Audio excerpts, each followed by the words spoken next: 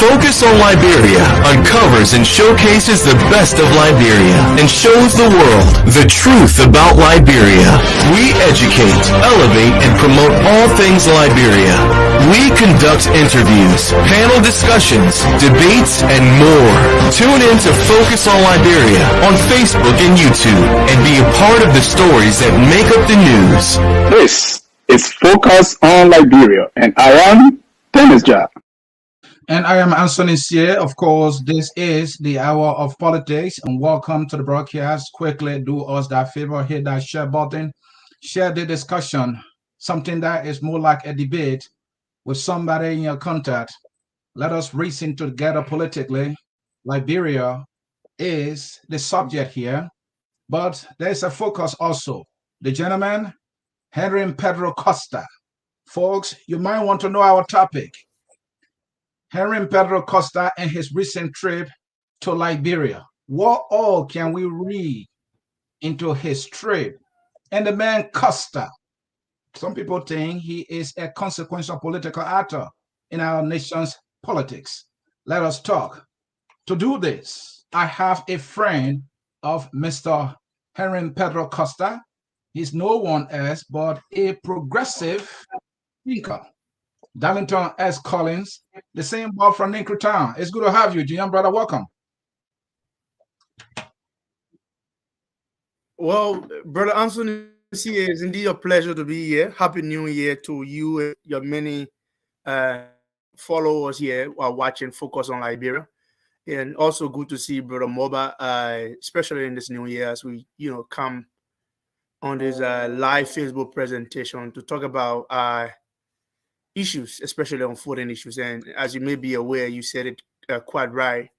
Henry Costa have, fast move his name into the pages of Liberian history that, whether you like it or not, he's always going to be discussed. I mean, for the next, if you like, upcoming, generation and political conversation, you cannot keep such conversation, outside of the name Henry Costa. So it was a big good year to take your hard questions and interact with members of the audience. Thank you.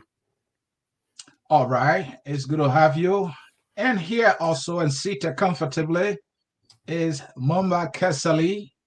I think he is a critic of Mr. Costa. I'm not sure he agrees with everything Costa does, but he's here, and this is why this conversation will be very, very spicy. It's good to have you. You are muted, Mumba. So, Ansony, I first want to say I was mesmerized by the beautiful tone of the song you were playing, and hope you can share with me. It is a beautiful Liberian rendition, and I enjoyed it. But it's good to be here this afternoon to talk about Liberia specifically, and considering one of our sons in Henry Costa. I'm excited to see Darlington Collins own to our history and where we come from, and how we, at some point in time, lived in the slums in Chicken Factory. It's quite exciting that we can sit on this platform today to talk about Costa and other very important issues relating to Liberia. So it's a privilege to be here, and good afternoon, good evening to all of the followers. I hope we can enjoy our time on this show today. Thank you very much. Thank you, Mumba. Thanks to the two of you. Happy New Year again. We're having some feedback. Can you mute yourself? You're not speaking so as to correct the issue with the feedback, gentlemen. So, folks, again, we can't welcome you enough. In today's discussion, we'll be looking at the Liberian citizen, Henry Pedro Costa, the Liberian political actor, Henry Pedro Costa, the talk show host, Henry Pedro Costa, the politician, Henry Pedro Costa, the advocate, Henry Pedro Costa, and his recent trip. What is he up to? We know that he has already made it known that one day he will become president of Liberia, and that he will be running in this coming election as a senator for Monserrate County. Yeah, those are the things that we want to look at about Henry Pedro Costa, his politics, his advocacy, and his recent trip. What can we read from this trip? He is a son of Liberia who has earned himself a name in our politics. So it is good that we talk about him. Gentlemen, I can't welcome you enough. let's get to it. Let me see, Darlington, make adjustment there. I want to see more of your six pack. You're always in the gym. Show that to our sisters. Let them see that you are fit, not only physically, but as well mentally. Let's do this, gentlemen. Let's start with you, Darlington. You unmute yourself there. Let's start with Costa as one of us, citizen of Liberia. Who do you know Costa to be as a citizen and as a person? Who is he? Well, he's a very outgoing young person that I've come by in my lifetime. Like many of us, I'm one person who always very positive, who see brothers when they're doing something very meaningful and positive, as as many young Liberian who venture into political, engagement. They are subject to making error, but you look at their overall, their end goal, especially where they want to go, where they have their view space called Liberia. We're not in the business of holding, people who espouse ambition and even people who we disagree with. I mean, when people have ambition and you are there to help them develop that ambition, I think that's something positive that you would take charge in being part of history making. So yes, Costa has very entrenched, understanding with the deeply rooted with the Liberian masses, whether it's from radio advocacy to where he is, and maturing that into a political engine where he hopes and aspiration of political leadership.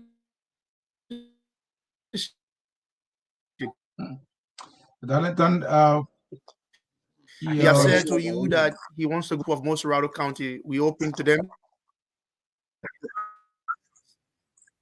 Yeah, Darlington, your voice is cutting. Can you guys hear me?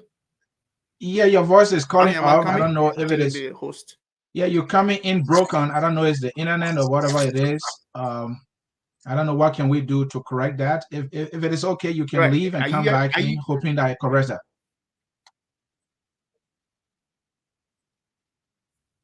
Do you think I should do that? Okay, I can try that. Yeah, please try that, and let us hope that it will correct that. And Mamba, let me come to you. Let's look at Costa, the person Costa, the citizen Costa, the advocate Costa, the talk show host Costa, the political commentator.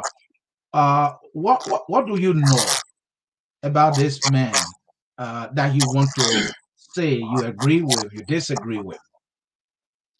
So, Ansony, let me begin by saying that Henry Costa, if I can paraphrase and borrow from the late Jamaican reggae icon, is a working inequity to achieve vanity. Throughout Costa's involvement with Liberian politics, did you get me? You saying something? I can't. You are muted. Did you say vanity or vanity? Vanity. He's a working inequity to achieve vanity. Paraphrasing from the reggae musician Bob Marley. And what does that mean? Obviously, you know what an inequity is, and you know what vanity is. So you should be able to interpret that. I expect this show to be an intellectual show. It is. We ask questions for the audience as well. I know the audience is getting me. So, but the point I'm trying to strike here, if I can be more simplistic, is that Costa is sin, and that is working to achieve things only to please his lust for more sin. That's what I'm trying to encapsulate in the paraphrase I used. So my point here is that since he got involved with Liberian politics, Costa has lived up to the mantra of everything that has failed Liberia. He is a living representation and an embodiment of everything we repudiate and we reject in a Liberian society. Costa is all about himself and for himself. He does not care about the ordinary Liberian people. He presents himself to be one seeking the well-being of the Liberian society and the ordinary people, while in essence and in truth, Costa is seeking to line his pocket, just as others he's fighting are doing. So he is a living contradiction of everything he says publicly. And we want to encourage Liberian people to reject such a man, because look, we can no longer allow the living body of people like that to be involved with our politics, for people like that to sit at the Mr. hallowed Kessley, and if I'm respected offices that are meant to be reserved for the best Liberian citizens. And look, I'm rejecting Costa now, and we will reject him, and we'll be out there in the communities and make sure the Liberian people reject him. it's obvious, you may say that, but let's look at some facts here. Costa, as a person, has raised money, which is something good, and he has been able in his effort of raising funds for causes, right? And he has been that help to many people. He established a radio station. He has a platform that disseminates useful information. Not everything has been perfect, as is with every media platform. And he has been a voice on the issues that affect us as a country. To say that he is doing all that, completely for his own benefit, I'm not sure that is 100% true. Okay, in the first place, Ansony, you are at liberty to agree or disagree, and I respect you for that. If we were sitting on Costa's show and you disagree with him, or if Costa were your guest and you disagree with him now, you have gotten the latches that comes from Costa. The man is a bully. Now, that does not go without saying he has not done anything that is laudable. That is not what I'm suggesting here. But what he represents is everything we are fighting to take out of Liberian public service. And that is the line I want you to draw here. And that's the everything I'm looking at. You are saying everything. That's what I brought in some of the things that he's done. I believe that are good. Let me tell you the things that I'm talking about. Okay. One, many Liberian politicians are noted for hustling on the backs of poor people. They present themselves to be saviors. They present themselves to be upright men and women. When they get to public service, they end up looting the covers of the Liberian people. Henry Costa has not even had the opportunity to sit in such position, to be able to wield such an authority. He has already been using his platform to not only attract people, but to raise funds for his benefit, to strike deals with people who are bringing suffering on the Liberian people. You know quite well in the past few years, Costa struck a deal with the CDC. Costa worked for George Weah. Who is George Weah? George Weah is an incompetent president who is causing the suffering of thousands of our people. And you want to say Costa is not a living contradiction of what he preaches? That's one. If you are fighting for the ordinary people, Ansony, we are in a democracy. If I may, you will continue. If you are fighting for the ordinary people, your fight should not be about lining your pocket and living large. Your fight should be about showing that the ordinary people can live in better conditions. If I may, Costa was, I think, the most critical person on Weah during the campaign time. I don't know if there's anybody who has gone after Weah viciously, politically speaking, and sometimes personally, than Costa has. And yet Weah will win. And that was the will of the people. So Costa chose to say, well, if our people, of all of the things we've told them about this man, will go and choose him for president, as a citizen in a democracy, I must work with him, for he is the choice of the people. Wasn't that what Costa was doing when he decided to work for President Weah or support him? Well, that's you speaking for Costa, so I'm not going to take that to be Costa's words. Those are the words of Ansony. But the fact that is underlined in what you said is that Costa fought against Weah because at the time, the conditions for his benefit necessitated his fight. It was not necessarily about the ordinary people. It was not necessarily about changing Liberia. But at the time, he was working for the highest bidder, and the highest bidder asked him to fight George Weah as viciously as he did. And we all know what he did. He fought George Weah viciously. He called George Weah names. He referred to George Weah as a problem in our society. And a few months later, when that bidder could not pay anymore and George Weah had the deepest pocket, what did Costa do? Costa turned around, he started to fight for George Weah. That's who Costa is. He works for the highest bidder. He's a hustler, a con man.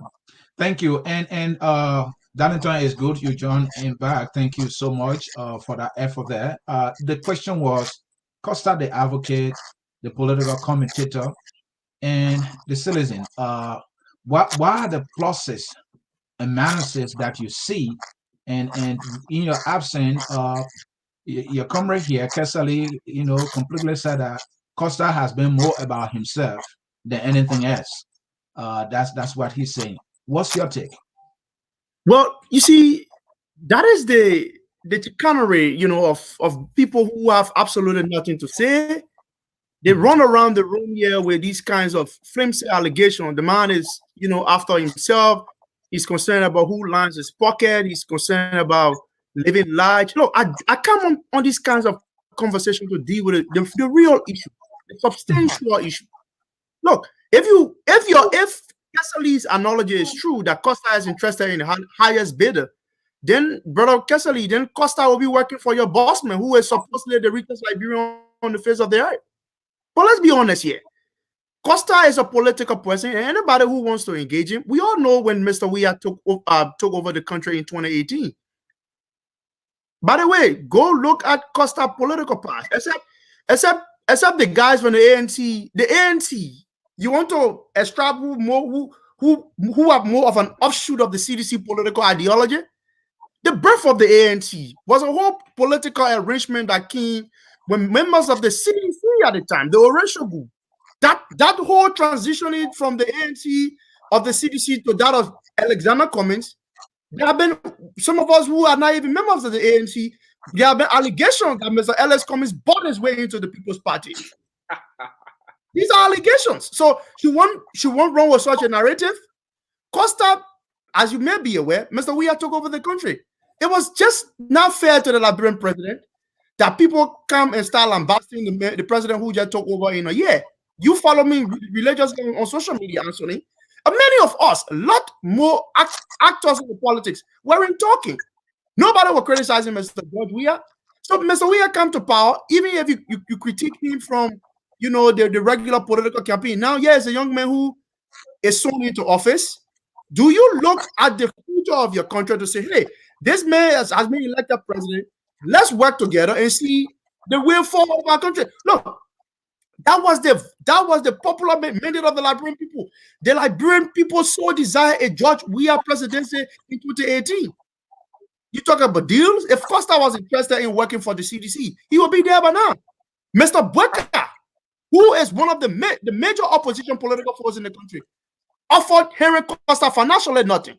If your arguments is true, or if your arguments are true, rather, you come with these kinds of arguments and say, oh, he's interested in the highest bidder. Okay, then, if he's interested in the highest bidder, why is he not doing business for Mr. Alexander Cummings?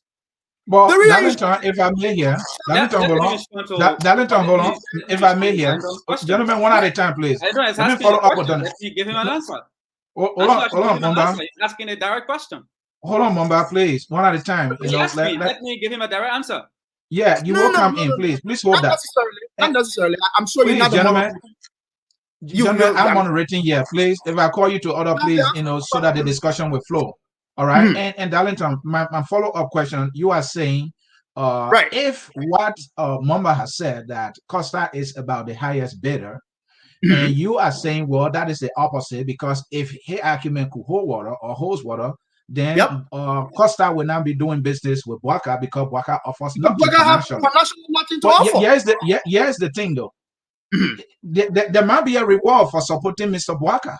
It could be, being close to power, or getting an appointment in the future, or having a voice in the government. There got to be something. Politics is interest. Don't you see it that way also? Yes, Ansony. In political conversation, there is power-seeking behavior. Nobody wants to be far away from power. Everybody wants to stay in power in its proximity. So if Mr. Joseph Bueka, who is actually the major opposition force, is opting for the presidency, and he have won the hearts and minds of the Liberian people, and Costa can go around and do some political work for Mr. Bueka come to power, I'm sure there's now a factional arrangement where Costa will be requesting parastatal agency of government. By the way, Costa is not a political leader. He comes from a political party. His political party will have their own agenda. Yes, Costa is closer to Mr. Joe Bueka. he sits in the most sacred place. But if Mobile Kesali argument, if we were to take his argument face value, and that is the argument they come with. Oh, Costa, go here taking money. He's a blackmailer. He wants to live luxury. He goes for the highest bidder. Then my question is, if this thing is highest bidding and it's political transfer window period, look, we managed here in opposition for about 6 years. So why can't they tell you that the man with the deepest pocket have not been able to win our political attraction? You say you are the most handsome young man in the neighborhood.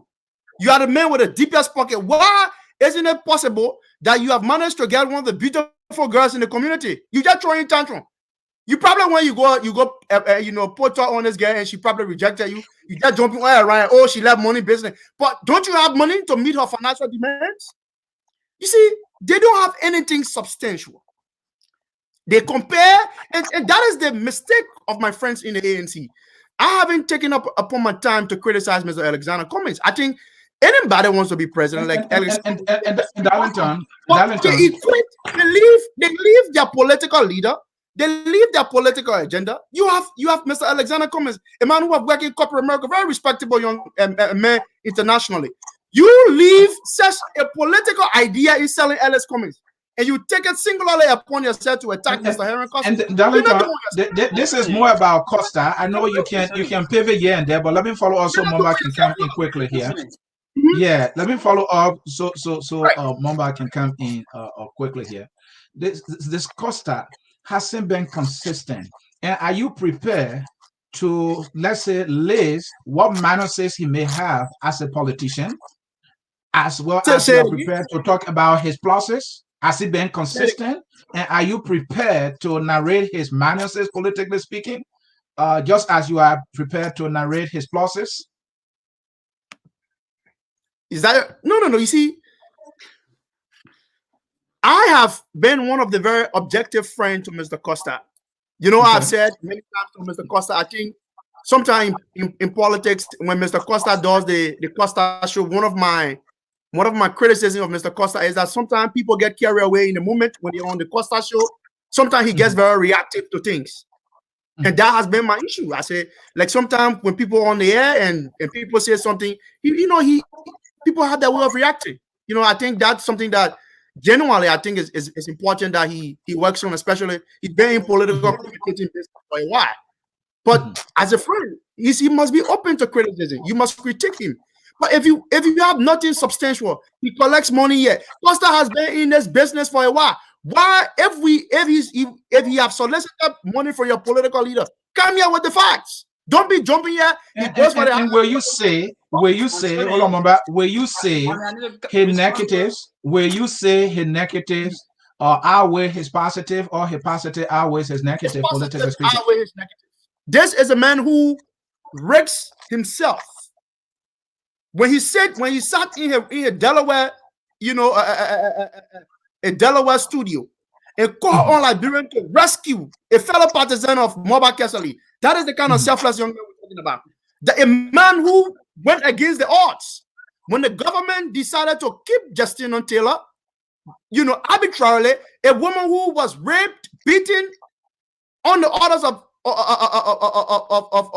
of state security forces, and some people who work for elements in the administration, Costa called on the people, Rexing his radio station, and you saw the action.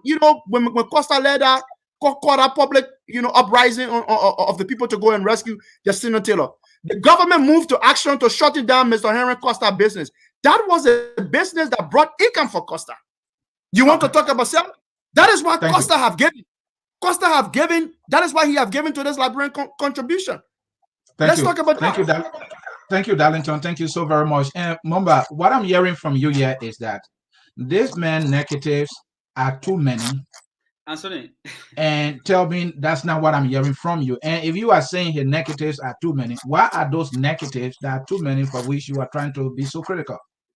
So you see, Ansony, Darlington admitted without stating that Henry Costa is self-seeking, conceited young man who is using his platform. Those were not his words. And that's why I said He admitted without stating, Darlington, Okay. I'm speaking English. He admitted without stating that Costa is a self-seeking, conceited young man who wants to hoodwink his way into power to line his pocket and live large. Now, I'm going to give you a very scaring example of who Costa truly is. In 2016, when Liberian women were trafficked to Lebanon, they became victims of human trafficking. Many of them were being used as modern-day slaves, as sex slaves. They were crying on the government to seek for their well-being. And it was all over the country. People reached out to Henry Costa to talk about these young people that were in Lebanon. Unfortunately, the Lebanese were able to reach to Costa, and he took kickbacks from them. You know what Costa did? He used his platform to berate, dehumanize, insult, and castigate these young people who were at the time already victims and sexual slaves in Lebanon. That is a towering example of who this young man truly is. He works for the highest bidder. You know why he will not work for Mr. Cummins? It is very simple. Mr. Cummins is not willing to pay him. Mr. Cummins will not give him a dime, because Mr. Cummins' struggle for Liberia is about changing the livelihood of our people. It's about ensuring that we live in a better society where people will be respected for who they are, where people will not have remember that very Costa too, talking about Oman, there are Liberian girls there who are going give you a through specific example. serious issues, and he has made some effort there too. I did not talk about Oman.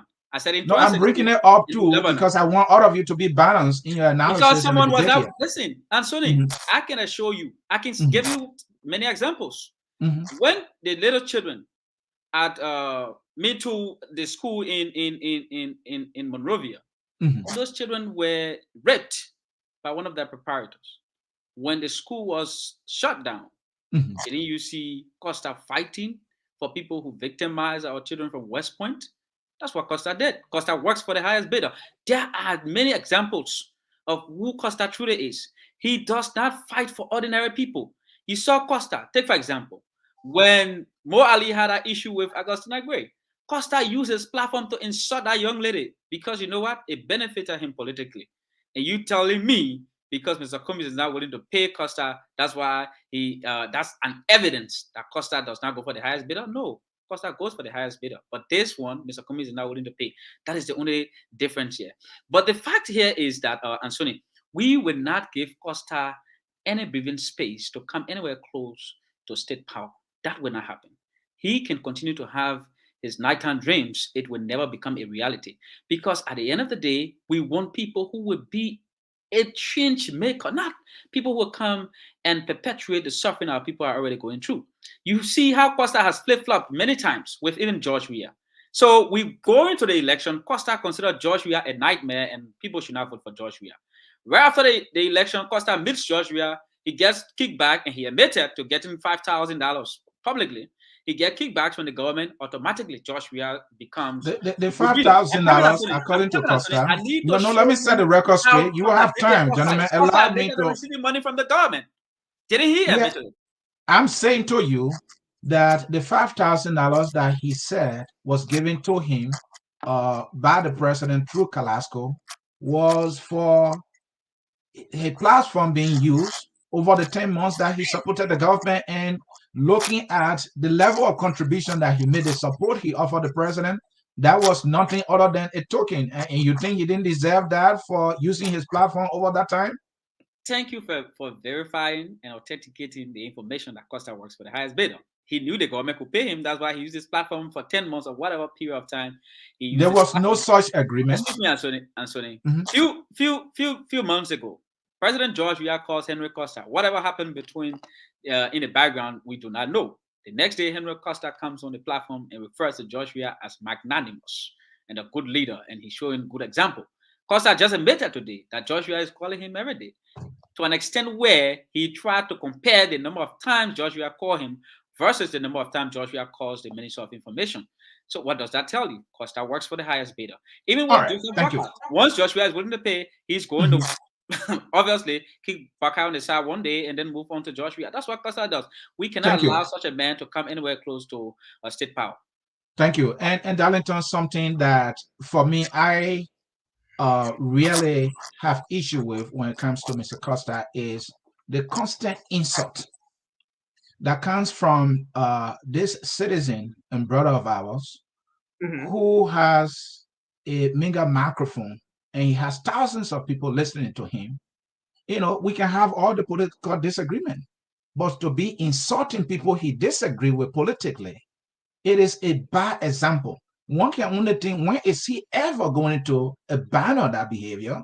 When he wants to be senator, when he wants to be president?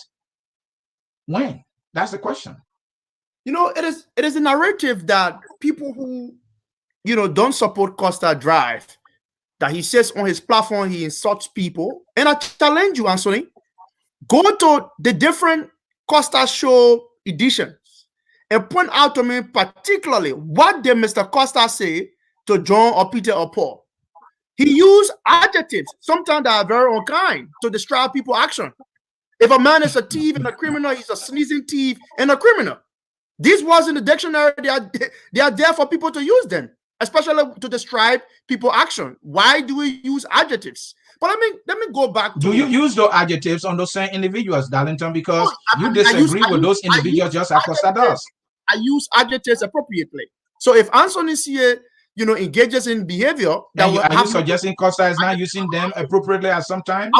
I will have to use those adjectives. I just said to you, you asked me a question from the beginning of the show. What is one of your strong, you know, observation about Costa? I said sometimes he's on the show, people get carried away in the moment. You know, he responds. Sometimes he gets reactive to things on the Costa show. I've said that to you. I'm not like other people here who will come here and say that the political leader is a saint. But let me just revisit a couple of things quickly, and then we'll move forward with your question. Do so, please. In middle of this year, about the summer, I was in Worcester, Massachusetts with Henry Costa. When Martina and other people from the COP, they keep calling these young men with multiple calls about sisters who were in Oman. And this brother was sleeping. In fact, they tried calling him, they couldn't reach him. Martina called me. She said, "No, we need to do something about these girls." I talked to him and I share his sentiments. Ansony, we talk. He said, "Look, Darlington, if you are not within Costa proximity, you don't know on an average every day how many people come crying for help. Liberian sisters, and let's be honest, in as much as we love our sisters, many of them were in country in 2016 when the Liberian girl Lebanon, you know, a saga came up where a lot of Liberian girls were being trafficked into Lebanon. They saw what it took at the time to have those girls come back. Again, for our sisters to engage in this rescue venture, it costs a whole lot of money. The brother who was critiquing Costa, did he tell you how much his political leader gave to send those girls back? I know the level of involvement that the COP did, especially Costa, making intervention with people to see how best they can bring those girls back. You lied here, and I want us to be on record. I want us to fact check this, Ansony. In 2017-18, when the More Than Mean saga came up, it was Mr. Henry Costa who conducted the interview on the Costa show with Caitlin Meyer and exposed what was happening to those girls. But you come on this platform, you say when Costa defended people who rape girls. No, man, don't do that. Google the story. It's a former Africa story. In fact, when you Google the YouTube video story, good morning, there's the Costa show, Liberian girls being raped at More Than Me. That's a sensational issue. Whatever Costa on the Costa show. What's about the issue with Mo Ali when, according to Mulba, Mr. Well, with frictions, we must replace facts with friction. I'm referencing you to Google that story. It was Costa who exposed the issue with the More Than Me saga. Myself, I was a classroom teacher at the time. Thank you. And Darlington, what I also want to bring, I want you also speak to what Mulba raised concerning that issue with Mo Ali. About that sister, he called the name, and according to Mulba, Costa, when he used a platform to vilify the girl, and I remember he using the word hopojo on the girl as well. What do you say to that? No. You see, for once, I'm held accountable for my own actions.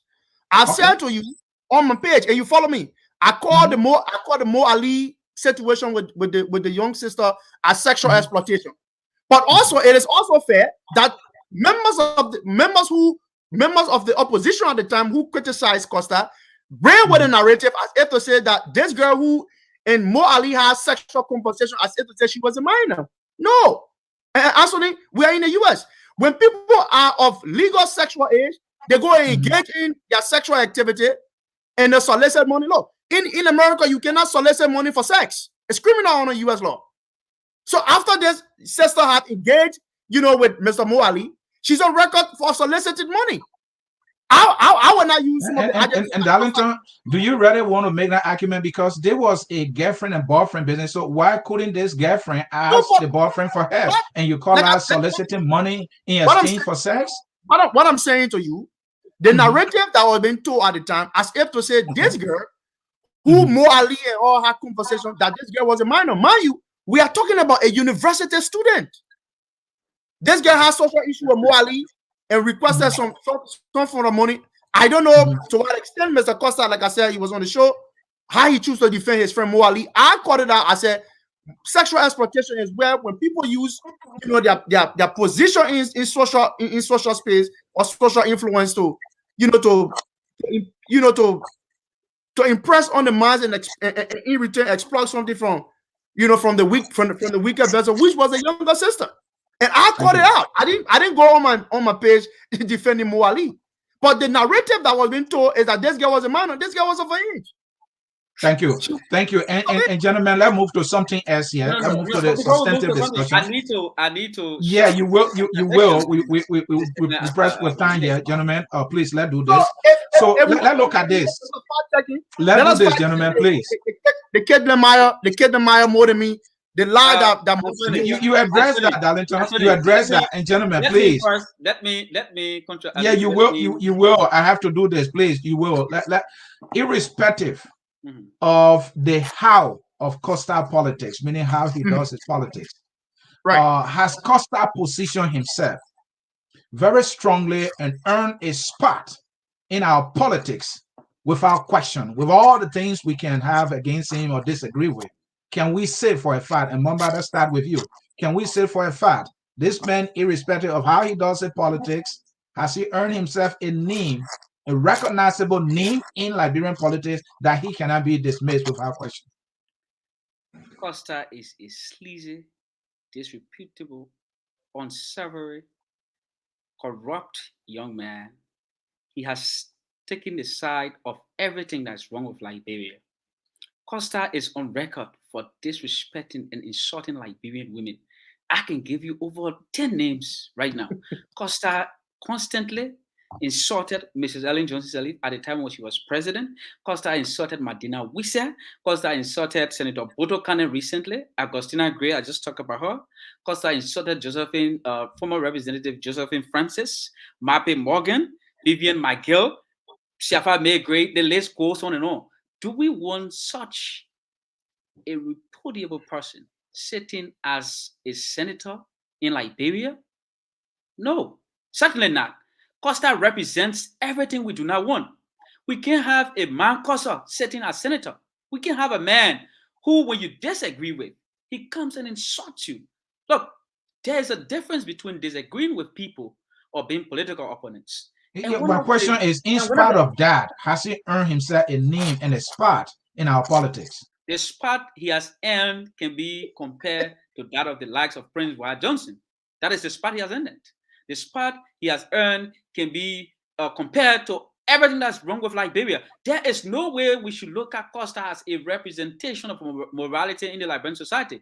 Costa accuses people of being corrupt. Costa is corrupt. He uses his platform to hoodwink and swindle people. Costa talk about people not knowing what to do with power. He does not know what to do with power. He uses his platform illegal in a way that benefits him and his handful of followers, Darlington and the other guys who can share. Thank you, Mama. That is why we're talking about. We cannot refer to Costa as a representation of the different Liberia we want to see. Costa certainly is not the person for that. And he has put the spot that meant to be rejected. Simple as that. Darlington, your turn. Same question. The worst form of human beings are educated young men who blind their eyes to reality. And I'm beginning to believe that Moba is in such category of young men. To say That Costa, there's a very simple question. Yes, Costa have earned his place in the border politics of the state. All of those women you are listing, Josh Eva Maped Morgan, a woman who abused judicial power to suppress a young Liberian businessman, Amos Brussels, and stole his money. There are reports from the Supreme Court. If Costa calls this woman a thief, she's a thief. Not because she sat in the robe of the Supreme of the judicial branch of government. Mr. Salih is a warlord indicted by the TRC. If he calls Ellen Johnson Salih a witch, Ellen Johnson Salih is a witch. I may personally use adjectives that he used to describe Ellen Johnson Salih. Madina, we say, a woman who is at the epicenter of dishing out bribe money in the Salih administration. All of those people that you mentioned, yeah. How is Madina Wise? Hold on. How is Madina Wise? Be safer here, comrade. Be safer, please. Yeah. Be safer. Thank you. I'm asking a question. If you are looking for economic criminals, Mobile Kesali and his legs must be honest to themselves. Mr. Musa Hassan Belete, a man who has been indicted in the history of our country twice with economic sabotage, chairs the Communist political vehicle. Musa Belete has been charged with stealing money from the Liberian Airport Authority, the backward state of our airport. The legs of Belete, they share into that. They see Belete, the road fund money. This same Musa Hassan Belete, you want to look for criminals? I am not saying gossip. I don't come. Look, if you have documents, records that Costa goes soliciting on his knees from your political leader, bring the information. Say Costa solicited, 50,000 from Mr. Cummings. These are the information. These are the facts. I will leave this show and commend you today. But I don't do political gossip. Mr. Musa Belete, you want to talk about thieves that our country know? Belete is indicted from during the Salif administration. Fast forward to the WIA administration. Belete is a thief certified by FIFA. He stole FIFA money. But there's the man that you will not call out. In your party today, you are investigating 70K that was stolen from the retired sovereign rally campaign. You know why these guys get on easy? They try to build a brain around Mr. Ellis Cummings. And every time Cummings invests his money, Cummings don't see political result. The dividend is not there. They keep milking this man. They keep robbing this man. They keep Ellis Cummings in a bubble. And it becomes so delusional. And Darlington, Mr. Cummings, you are the next president of the country. No, Ansony, we talk about these things. And Darlington, right. Do you think the Cummings folks will love Costa to be on their side? Absolutely. If Costa should say, look, without any condition, I'm for you, and I will do all I can to support your candidacy, you think they will accept him or reject him? No, I think I'm far away from supporting the ANC. If there's anybody who have a soft spot for the ANC, that person is Mr. Costa. I'm not asking the question for you, but I'm asking for Costa. See? No. They wish they had Costa on their team. I think that's what it is. I said, that's my question. A guy in the community who sees this beautiful sister and think that he can use his financial influence to get sexual relations. He's not getting. They get fresque. You know Liberian men. They get just fresque in the community. She think nobody will lay on. In a Liberian balance. So they wish they had Costa on their team, but unfortunately not. You say this man is attracted to material gains. He loves money. But I mean, you are offering other political people money. The other day, you gave Martin Kula a $70K, only for less than 500 persons to show up for the retired sovereign rally. All right, thank you. Let me put it to Momba. Momba, let's be honest here. Politics is reality. Calm down. Thank you, Darlington. And let me phrase my question well. Politics is about numbers. You can't dismiss Costa into this politics. You cannot. If you do so, well, it's your choice, right? If Costa were to say, look, I'm going with Mr. Cummings, I'm sure you will welcome that. You will not reject that, isn't it? Let me say this. You see, Darlington comes to this platform, try to present himself as someone who understands the young man we're talking about, Henry Costa. Clearly, he certainly doesn't understand Henry Costa. When I was friends with Henry Costa, Darlington was nowhere around Henry Costa. So just know that I'm talking about someone who I have personal engagements with, and it goes way back when Darlington was nowhere around.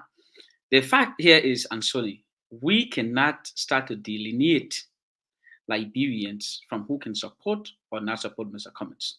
But that does not mean we will mince our words in describing people for who they are. We do not have to be insultive. We do not have to call them names, but we have to tell them exactly who they are.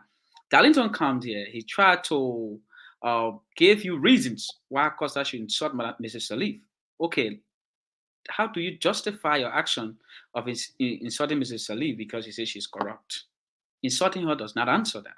You can fight Mrs. Salif politically. You can talk about the issues she's involved with without being disrespectful and insulting. You can talk about anything. My question is, if Costa pledges his support to Mr. Cummins and your side, will you accept or reject that offer? So you think we will reject the support of any Liberian citizen? Insofar as Costa is not a supporter of Mr. Cummins? The answer is you will accept that, right? You will accept that support, right? Any Liberian citizen who sees what we see in Mr. Cummins and pledges to support Mr. Cummins, we will gladly welcome. Any Liberian citizen, including George Weah. If George Weah pledges and you will celebrate Costa's support for Mr. Cummins. Is that what I'm hearing from you? You know why we celebrate? Because it will give us the opportunity to show Costa how to be morally upright, how to live decently, how to respect people even when you disagree with the views they have. Because Costa clearly lacks that. That's why when if he decides today to pledge support to us, we'll be excited.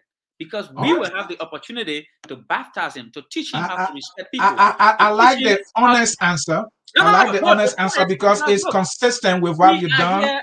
You criticize Musa, now you have Musa. Excuse me. There are other people you have concern with, you have them. So I like that. The point I'm trying to strike here is we are not going to try to change Liberia by deciding who we can work with or who we cannot work with. Every single Liberian citizen who sees what we see, who believes in our political ideology, who knows that the change mantra we are pushing is one that will bring our people much needed relief that they have not had since 1847, will be welcomed. And you know what we're going to do? We're going to baptize them and teach them a new way of living and tell them, look, even if so this Costa actually has something that you need. That's what I'm hearing. So Ansony, what have you not gotten from my point? The point I'm striking here is every Liberian citizen, including yourself, including George Weah, needs to be respected, regardless of the fact that we do not agree politically. If he decides today to join the ANC, to support the ANC, to come to Mr. Cummins, we will certainly accept him. We will teach him a new way of life. Because the change we want to bring to Liberia, and Ansony gave me a chance. Will you work to get that support? And not happen in isolation of other Liberian citizens. This change that needs to affect the lives of each and every Liberian citizen. That presupposes that you will rather have him, isn't it? That presupposes that you will rather have him on your side. That is not what I'm saying to you. You just heard what I said. So you try to twist my words. My point here is we are open to working with every Liberian citizen who sees the change we want to bring to Liberia, who wants to join us. Whatever their attributes may be, we can change them. We can teach them a new way of living. We can tell them how governance should be. We can tell Costa, for example, that he needs to begin to use his platform for the general good of the Liberian people. See how Costa used his platform to disintegrate the opposition conglomeration. See how Costa used his platform, for example, to insult a Liberian young lady. Thank you. Costa needs to be helped, and we will not hesitate to help him if he decides to join us to march on to changing Liberia. Thank you, gentlemen. I think the conversation is going well so far, folks. In cyberspace, if you are just joining us, you are watching the Hour of Politics. I'm Ansony Sieh hosting. Mama Kesali is here. Darlington Collins is here. He's a friend of Heron Costa. And Mama Kesali just announced it's a former friend, if I can put it that way, of Costa, but now he is a critic and he's trying to hold him accountable. And that is a beautiful thing when we hold each other accountable so that we can give Liberia the best that Liberia deserves. Gentlemen, we'll take a short break. When we come back, we'll be looking at, will Costa be a factor in 2023? And talking about his recent trip and his ambition, we have a little clip of Costa speaking.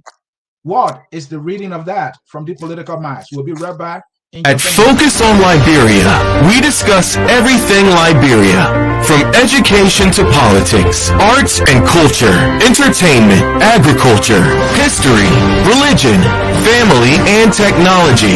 Focus on Liberia uncovers and showcases the best of Liberia and shows the world the truth about Liberia. We educate, elevate, and promote all things Liberia. We conduct interviews, panel discussions, debates, and more. Tune in to Focus on Liberia on Facebook and YouTube and be a part of the stories that make up the news. This is Focus on Liberia, and I am Dennis Ja. Ansony Sieh, and we are back with you in what is a debate between Mamba Kesali, a critic of Mr. Henry Pedro Costa, and Darlington S. Collin, my man from Ninkrutown, our borough, who is a friend of Mr. Costa. Gentlemen, let's get to the final segment of this discussion. And before we can do that, I have a little clip here that I have a lot of things in. I would give up my senatorial aspirations in order for Joe Walker to be president if I have to. And you know why? And you know why? Because as senator, what significant difference would I make in the Senate if we don't have a decent president in the mansion? But with the right president and Pedro in the Senate, we can change this country.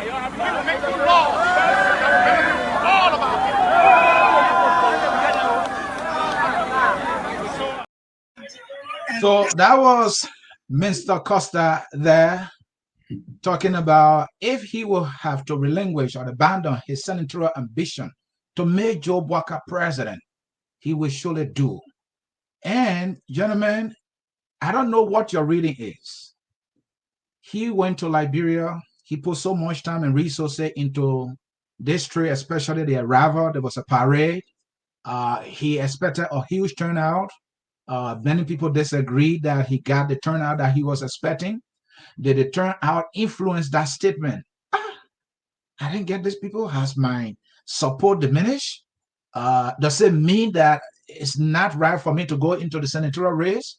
Will I be on the losing side? Can I settle to support Joe Walker or maybe go at number 2 to Joe Walker? Costa has been on record too, though, throughout the CPP arrangement that fell flat on the ground, that any of these men who are contesting for the CPP candidacy must choose a young person. Now, I read things politically. So that is Costa still being consistent with the idea that there must be a young man in mind. Given that he expressed that he wants to be president someday, that young man he's talking about is Costa. And that is why he's reaffirming here our Unity Party's headquarters. And we all know the history between Costa and the Unity Party. To have marched to Unity Party's headquarters as the venue for a statement, a political statement, tells me he's up to something here. Darlington, you are his friend. You talk to him. What is this brother up to here?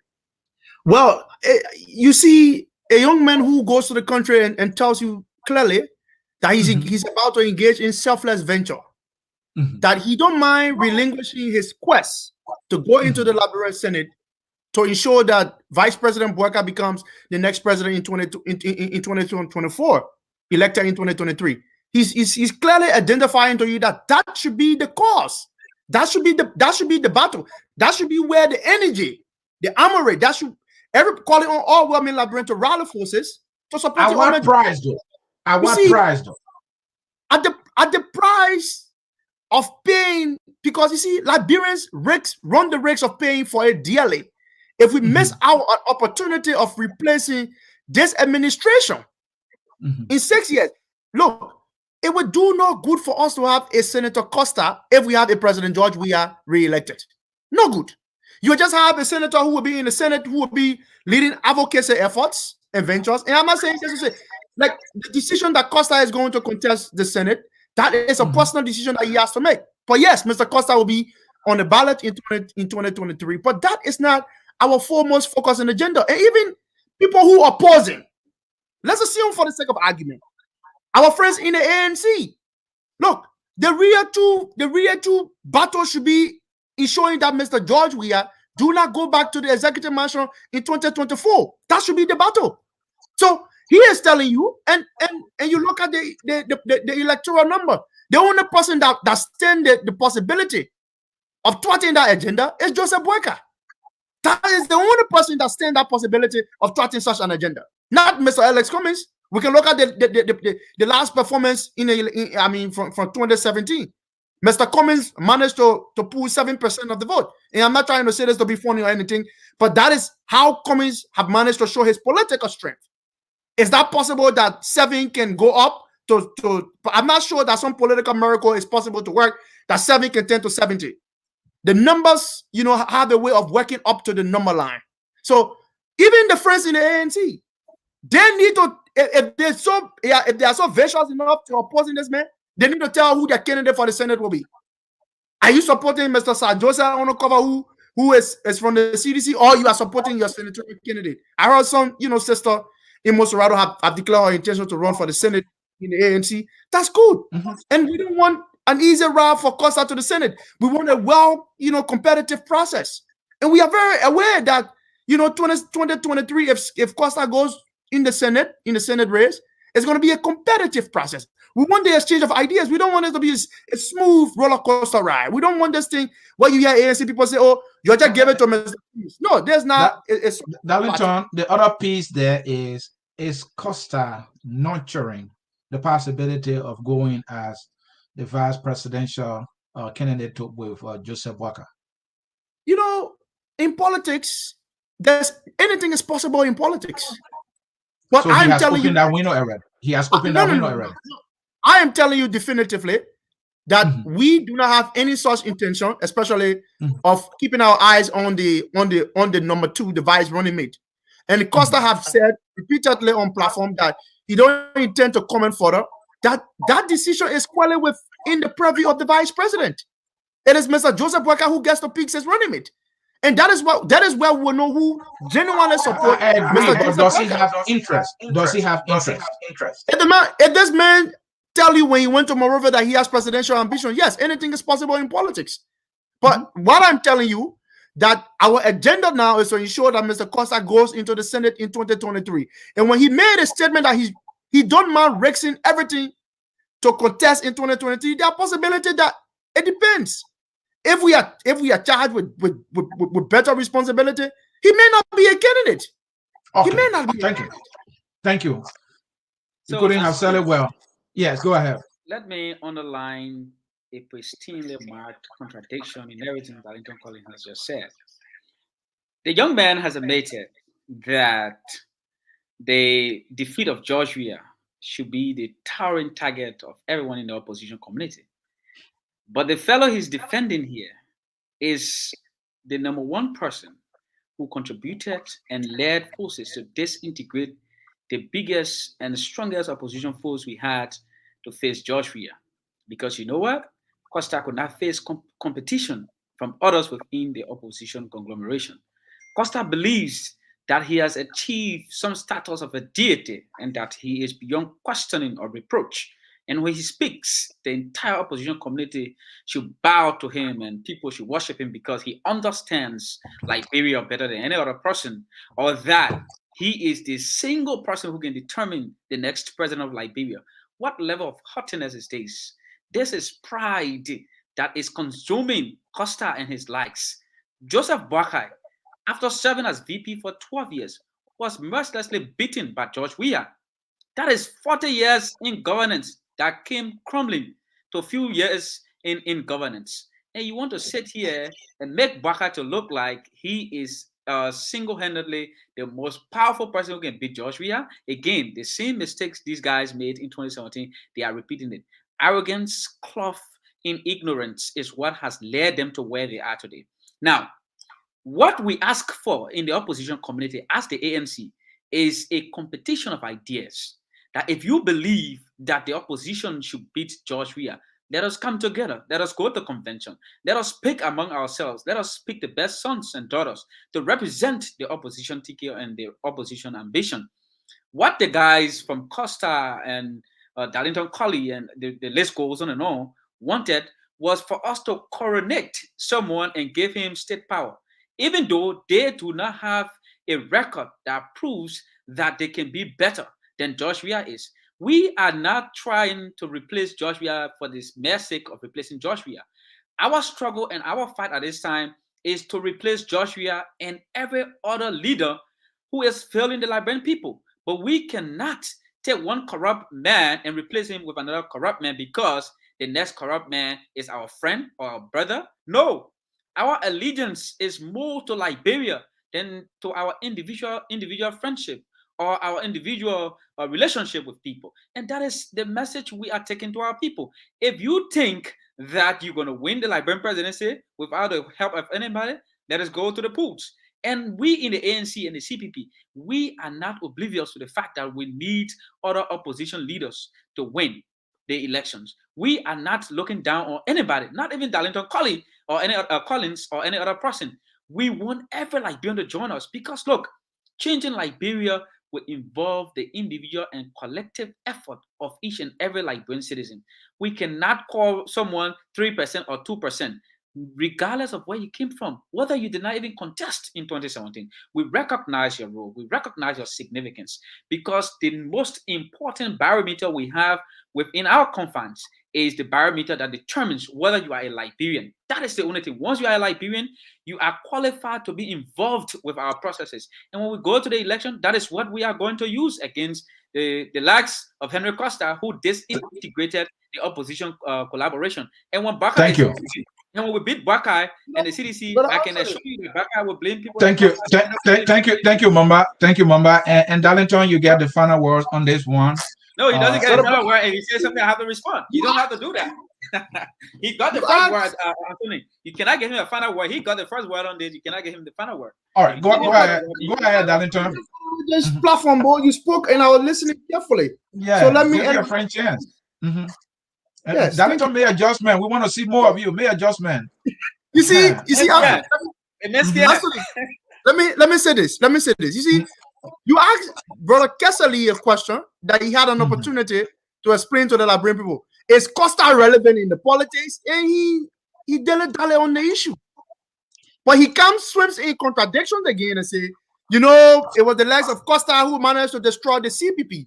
So one can infer by Moba's assertion that Costa indeed politically he has serious and huge relevance. If Costa, as you have described in Kesaliwa, who contribute nothing to the discourse and so forth, if he is that so much powerful and of stature to ensure that an opposition collaboration does not hold among educated people who are affluent in terms of with their resources for not making it work, there's something must be fundamentally wrong with Moba Kessley.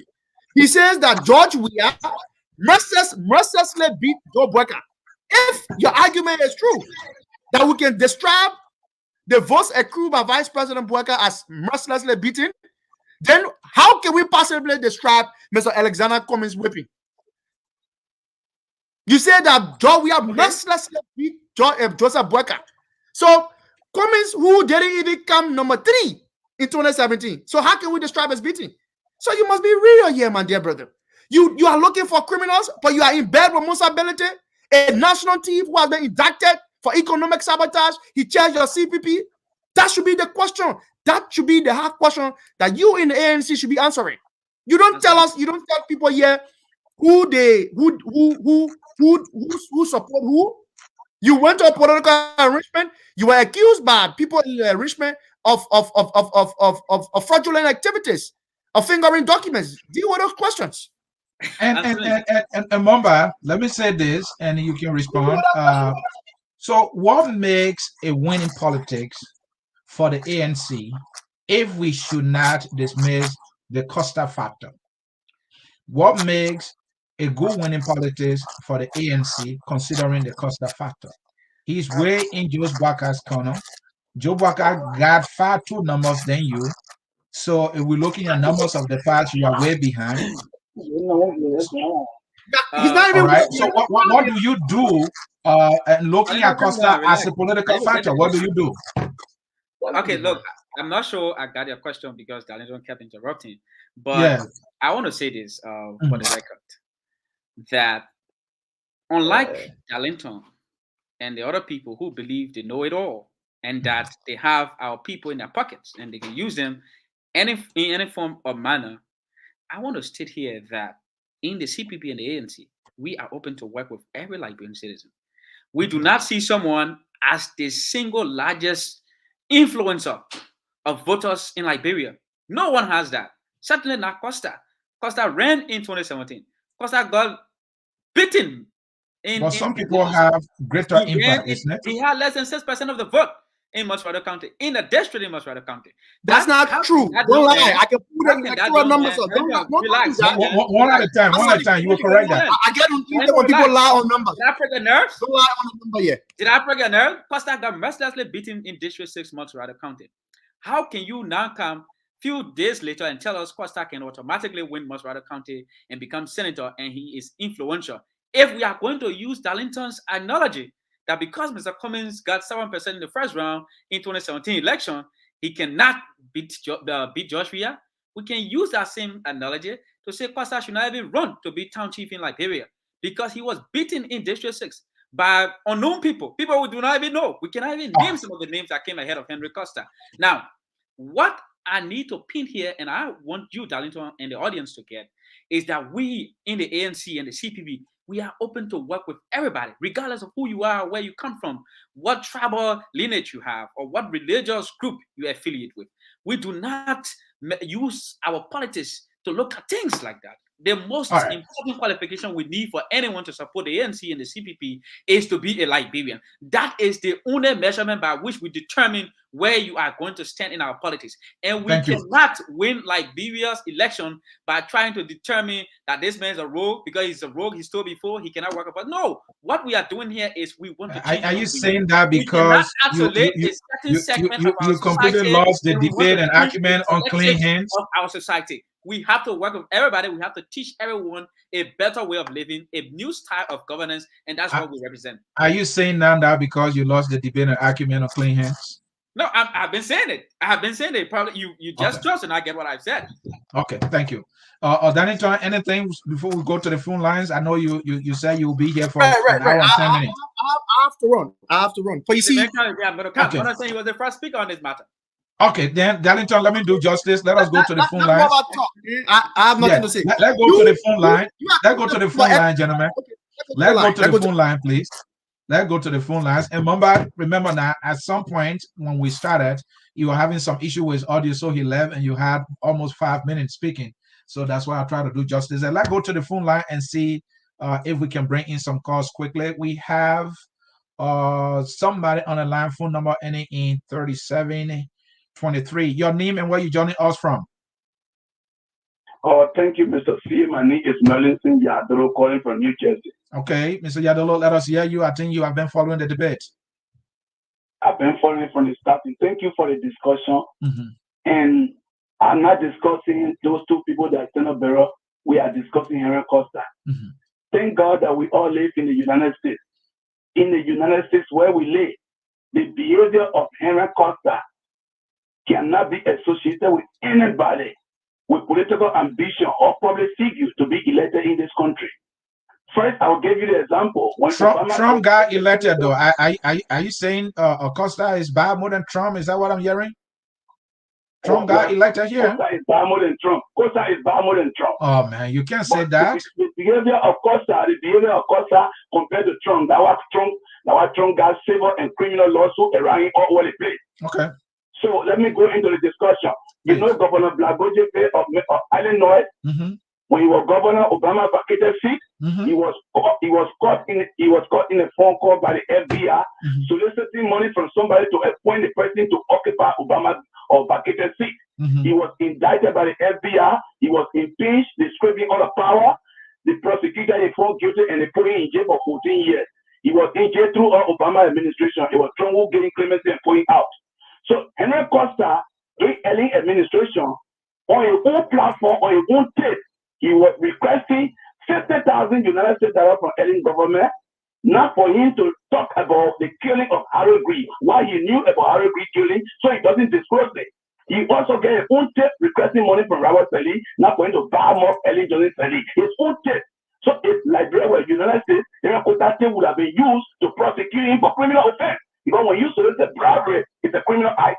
So Darlington will sit down here and know all of this cannot happen in America and support somebody who got an attitude in Monrovia.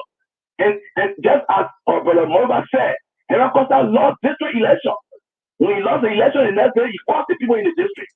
How can you lose election and cost the people that live for you? Mr. Yadolo, yeah. All of the things you said they cannot happen in America. That is not true. All of the things you talk about, they all happen in America, and even worse. The only difference is when these things happen, most than likely they get adjudicated. There can be accountability. Go ahead. Okay, fine. So Henry Costa went in election in 2017 and lost representative seat. The next day he called the people on a talk show. Ellen lost 1997 election. She didn't call Liberian people because she knows that they were their future. No politician will lose election and cause the people. Henry Costa got an attitude. Henry Costa is on his own tip. He started abusing his own listener because they didn't agree with him when he was supporting George Weah and for the road project from ESW Junction to Coco Grand Country. That the government has secured the road, George Weah is doing development. Anybody who will disagree with him, he started abusing his own tip. Thank you. Bye-bye. Thank you. Thank you, Mr. Yadolo. Let's take another caller here. This time we will go to Aliyu Kamara. Mr. Kamara, let us hear you quickly. Yes, sir. Good afternoon. Good afternoon to the two gentlemen in studio. Your guest. A really great show. Happy New Year, man. Long time. Yeah. Happy New Year to you too.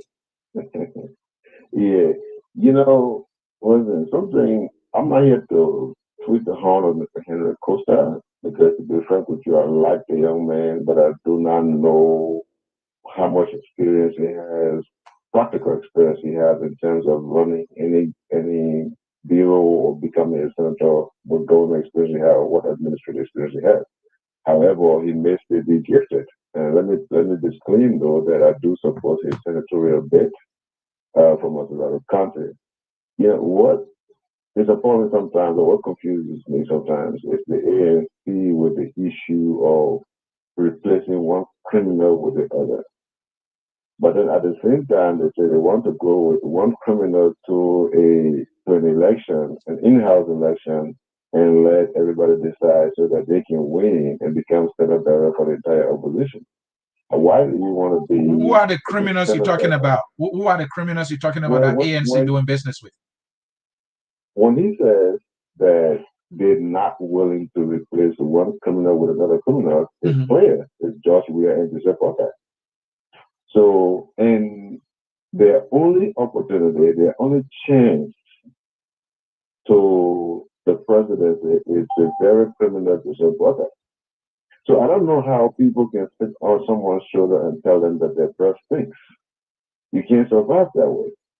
The truth of the matter is, the ANC continues to put. Aliyu, this discussion is about Mr. Costa, and I want you to focus your discussion on that and not weigh heavily on the ANC. The guest has not focused. The guest has not focused on that. Mumba went to the human Costa, and you know when you go. No, Mumba, I follow the debate. He focused the discussion on Costa for the entire time, for the most part of the discussion. So why are you saying it's not factual? Mumba will speak for himself, and I'm here. I'm listening candidly, and I know he went after to the human Costa. Okay. And so you are here to fight for Waka and not discuss the topic? I'm good. You're the one holding me back. I think you like. Yeah, you have 30 seconds to close. Please go ahead. If you allow me, by now we've done a long time. Go ahead, please. Now, today in politics, Joseph Boakai and Aaron Costa, they're synonymous. When you mention Joseph Boakai, you mention Aaron Costa. When you mention Aaron Costa, you mention Joseph Boakai. That's why the topic keep flip-flopping between the two, because they're connected as we speak. So what I'm telling you is, Henry Costa, no one can deny the fact that Henry Costa is a powerhouse in Liberian politics. Thank you. Now, winning an election individually, that's a different conversation. But Henry Costa. So my final question to you: I agree. Politically, he has earned himself a name, and he has become a factor in our politics, and even talking about 2023. But what kind of name has he earned himself? A good name, a toxic name? Which one? Good or bad? I think he's a kingmaker. The kind of name he has made for himself. If I was to bet on Henry Costa, I can bet that Henry Costa can make a king. But can Henry Costa be a king? And you think he has been a good example to young people, people who are coming after him? Has he been a good example in a greater way? I will answer your question, but I hope it's not a pregnant question. I hope it's not a question that you know that's what I do. All my questions are pregnant, so go ahead. Yeah, what the way I would answer this question is it depends on who you speak to. Okay. It's a question of relativity. For some people they refer to him as their hero. Have you not heard that before? We heard that before. Some heroes are killers. Some heroes they do bad things. They stay hero. And that does not take away whatever mannerisms they may have. And the question is he a good example when he insults on a platform that's been listened to by many? Is he telling the young people coming after him how to conduct themselves in public spaces? By the way, Marla Kevin is my brother-in-law, so let me just establish that, okay? So you can know that I'm going after my own people, okay? Now, when you ask me, when you say, whether or not he's been a good example, again, like I said, it all depends on who. Henry Costa, just because someone insults or someone cusses out, does not necessarily determine who that person is in terms of his compassion. Henry Costa has touched lives, regardless of the fact that personally I do disagree with many of the things that he does and the way he does them. And is the place he does those things, right? I mean, I can't pretend yet that I've never put our insult on anybody, but I would not do it in a public space, like on a platform, a media that thousands of people are listening to. I would not do that. Leaders, politicians don't do that, but he does that. Okay, let me say this to you. Focus on Liberia is one of the most reputable, and I don't say this just a merely flatter. It's one of the most reputable internet medias over here on Facebook and other places. Look at your audience now compared to this Costa, who is a bad hero, in your opinion. If he were to come on live now, how many people? No, I'm not saying he's a bad hero. I'm not saying he's a bad hero, but I'm saying he has set some bad examples, and that's what I'm saying. I'm sticking to that. And the people are not going about the word that he has said out of frustration. It's obvious. He has an overwhelming support. This is a man who can sit on his platform after cursing out. So what you are saying is, I'm saying he's insulting. He gets more people to follow him compared to those that follow me. So the insult is working. So insults, should mean a good thing here because it's paying him dividend in terms of viewership, right? That's what I say. I told you my questions are pregnant. Yeah, but that's not what I said. All right, I'm trying to tell you, Mr. Kamal, let me let others come in. Learn where your broadcast story. Learn where your broadcast story, so we can get to the other callers, please.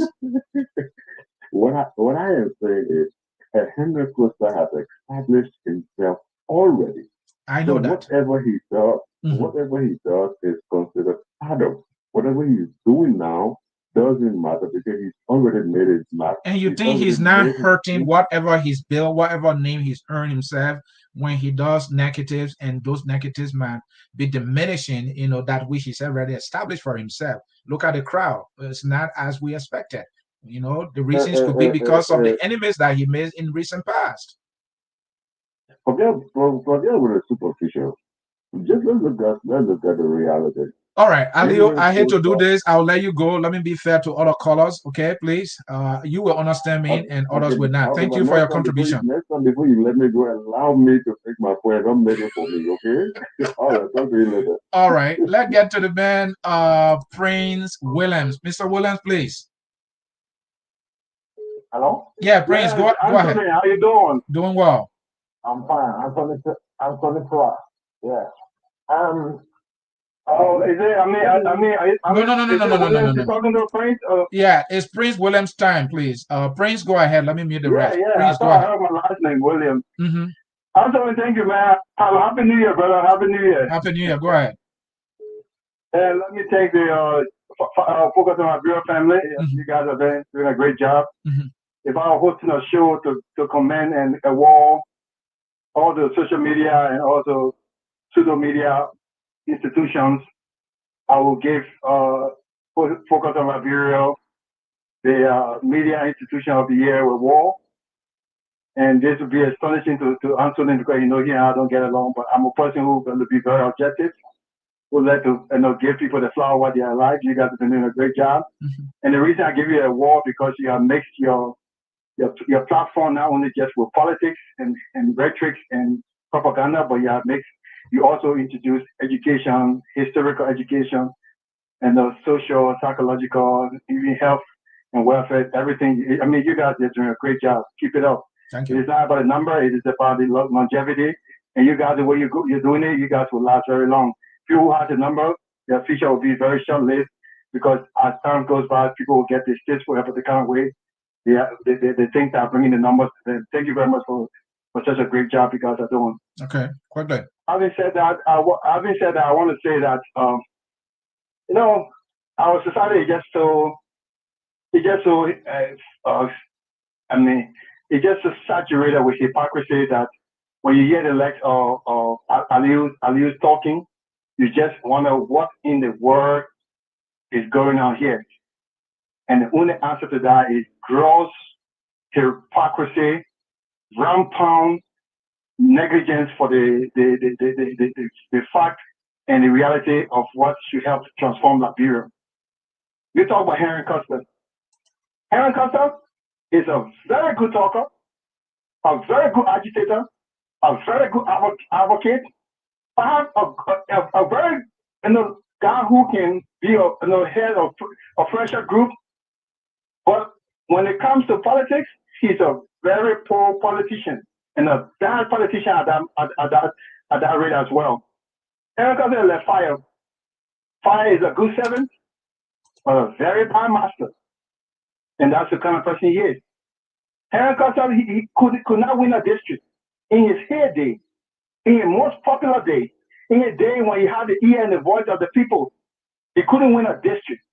But now he's coming out, he wants to win a whole senatorial race for one of the most swing county in the history of Liberia, most of our country, that often swing wherever the wind blows it, and knowing very well that the only thing that can make you win in most of our country is a strong opposition, and that is a benefactor of that.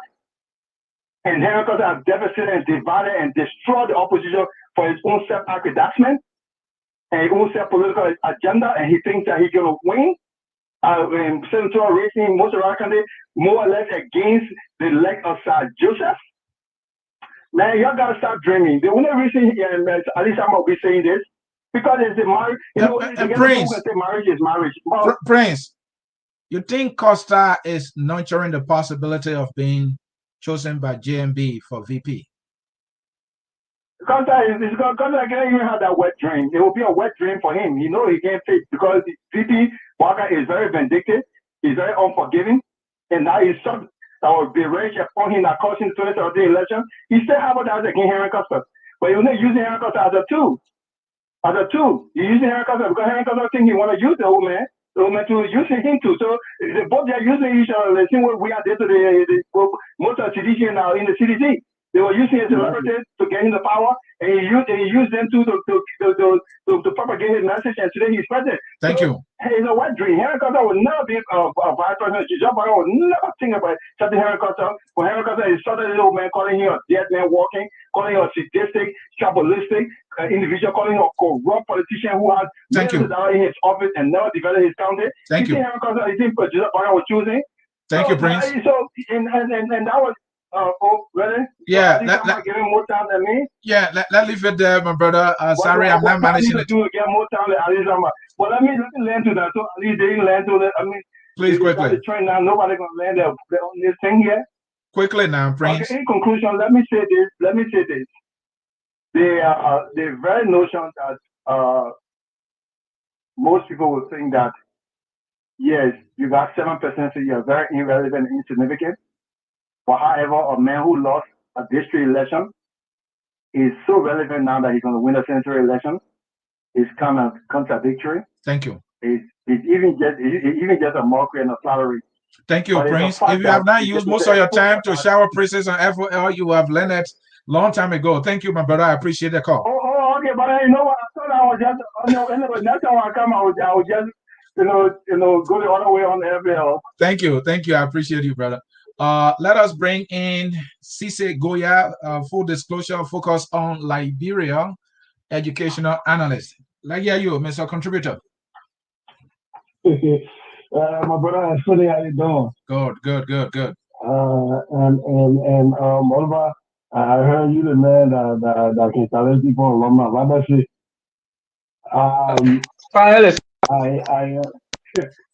Okay, well, I think the question, the topic about Costa, I think it's gotten off the rail. Because everybody's drawing everybody else in. So let me try to focus on that. For full disclosure, I don't support Pedro Costa's bid in Muscle County for senator.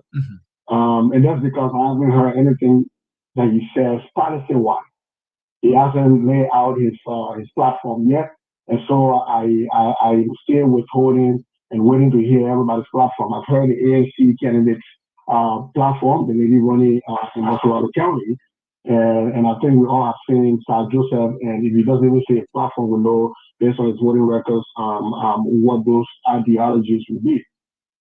But I think nobody in their rightful mind, outside of just trying to massage the truth, can say that Pedro Costa is not a political force in the Liberian body politics. That would be a lie. Pedro Costa is a political force in the Liberian body politics. And we have to recognize that the way people look at issues in Liberia will be quite different than the way we look at them here. Hence the reason people in the street say he came up, Mama will vote for him. Hence the reason people are saying in the street, Mama Naka, Papa will sit down. Hence the reason people are in the street, he no voting, no will vote for him. Because people look at the issues that are important to them or the way they think people will deliver them politically differently. So Pedro Costa does have a voice, does have a political standing in the Liberian body politics. Now, would that deliver onto him Muscle County? I doubt that. I doubt that just simply because of what the last fellow said, that Muscle County historically has been the bedrock of opposition political parties. That was why Ambassador Joseph, Ambassador at the time, Senate candidate George Weah was able to win, and that was why now Senator Darius Dillon was able to win. And so with a splinter opposition in Muscle County, I don't think my brother Mulva would just sit in Catholic State studio and say that their candidate can win against Joseph in Muscle County. And I don't think Pedro Costa people can truly believe that with a splinter opposition that Pedro Costa can win in Muscle County. I do, though, however, believe that I think this whole thing about measuring Costa's output in the last election was running for a district and trying to juxtapose that on his run for Senate, I think it's wrong. Because there are people who might have been in other electoral districts in the county that would have voted for Costa, but they couldn't because of the demarcation where you have to live to vote in that district. Now he's running countywide.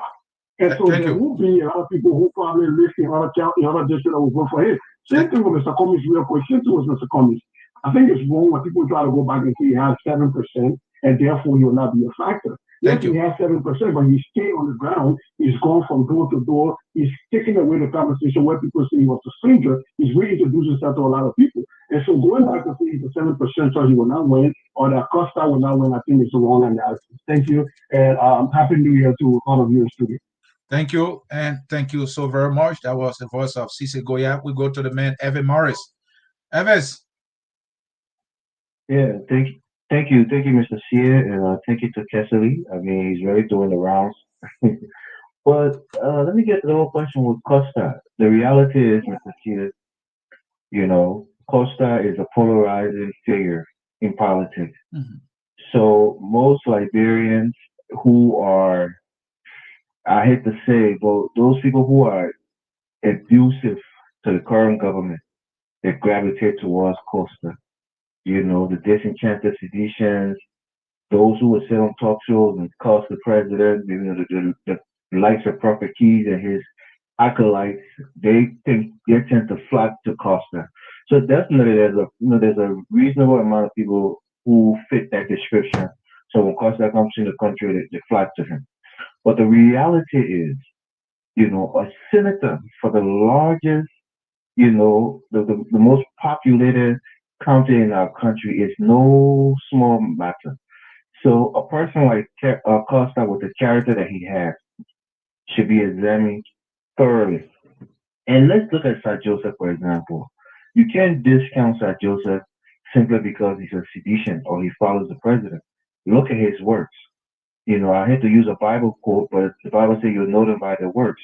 So Sir Joseph, as a senator, he's effectively affecting the people's lives in terms of the work that he does in his community, in his districts, you know, or in the areas that he represents. What has Costa done for the last 5 years? He's been in the United States, talking his head off, you know, being a flip flopper, being a fugitive, you know. He has a long list of scandals, you know, from the Judy Moore situation to the June 7th protest. The guy is a pariah. So I don't think he could be Sir Joseph. The other thing we have to look at is what's about the issue of he might be looking at the possibility to be chosen by Joseph Boakai for VP. You think it's possible he's looking at that? And would that be a good decision? That's why I said the last time I said on the show a while back, if JMB can pick Costa to be his VP, then he also can pick Prophet Key to be his VP. Because if you remember, Costa has insulted the president's mom. He's used vulgarity against the president. Those things will come up. Just like what I said, his VP, you know, the mayor already give you that hint that his VP will be somebody who is like himself, who has integrity. Because I already have been eliminated just by that statement, you know. So the reality is, his only chance to win it will be in the mode of Darius Dillon. If all the other political parties come together and say this is our man, Liberty Party, the ones who was collaborating before the Unity Party, AFC, they all comes and give him the key to the city and allow him to run single-handedly against Sir Joseph. Thank you. But other than that, yeah, he's just a fading celebrity, radio celebrity who's coming back into the country after such a long time. So he's going to get a rousing welcome. And but can you again for the platform? Can you agree? Can you agree that despite all of the negatives that you have against Costa, he has earned himself a name in our politics, and he is a factor in our politics? Can you agree? Yes, he's a factor as a pundit, opinion pundit, a talking head, but not as a bona fide politician who has the wits within, to really go and change the lives of the average Liberians. Not that. He's not that kind of person. So when it comes to elective, politics, he's not that guy. But again, thanks to Moba for always being on the platform. I think he's really done a good job here. He's made his name on this platform. So good job to you, Chester. Thank you. Thank you. Let us bring in this caller with phone number ending in 8815, calling from Minneapolis here. This is a Minneapolis number. Your name, please. Yeah, thank you. My name is Momo Sakya, Minnesota. All right. Thanks for joining us. Quickly, you have a minute. First, I want to thank the two guys for the debate. But I listened to the both panelists, the AFC guys. I hear him talking about Costa and stuff. People. My question to him: how will he? Can you elevate your voice a little bit, please?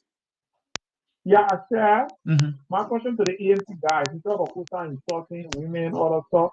My question to him: do you have people Yeke Kolba within AMC, the character Yeke Kolba guys?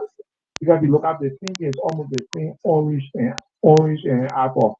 And the second thing to my other brother who said Costa will become senator, I can tell you for similar here. If Costa run for senator, maybe position Costa will come to, maybe it will be around number 5 or number 6. Because I can tell someone for even within the United Party, people within the United Party will not vote for Costa. People prefer Sag, over Costa. Thank you. I can tell someone for free. I don't care how you turn the election around. So I just will be the next senator of Maserati. All right. Thank you so very much. Now we go to phone number ending in 2818. Your name, please.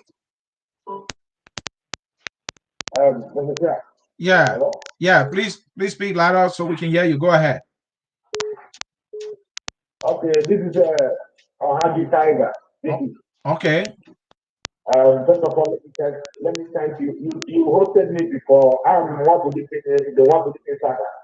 Oh, Wambodiki, huh? Yeah, you remember. You hosted me before, my brother. All right. So you joining me from Germany, correct? Yeah, I'm joining you from Germany. All right, quickly, you have a minute because of time.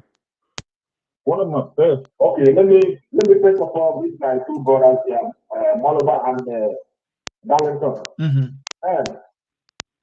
Like what we say about Costa, all those things. Costa is not bad as Louis Mark. It's not. But it's in Africa. Costa is not bad to compare with the Daniel K. He's in ANC. Costa is not bad to compare with Musability, an internationally recognized criminal. And it is in ANC.